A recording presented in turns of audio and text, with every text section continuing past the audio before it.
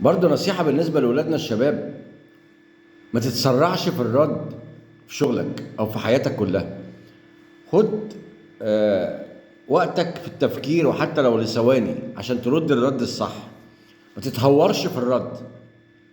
يمكن اللي قدامك بيغلطك، يمكن اللي قدامك عايز ياخد منك معلومة انت مش عايز تقولها. تسرع بيوقعك في غلط. اتقل في الرد بتاعك وشوف عواقب الامور، ما تبصش تحت رجلك، بص لسنة قدام. ردي ده هيخسرني ولا هيكسبني؟ دلوقتي كل كلمة بقت محسوبة، وكل حركة بقت محسوبة.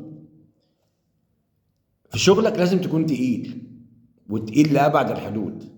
لازم تكون بير، اللي يبص لك يحس ان انت مخبي بلاوي، ما تبقاش سهل. ولازم يكون زي ما قال معاوية: لو بيني وبين الناس شعرة ما انقطعت، لو أشدوها أرخوتها، ولو أرخوها شددتها.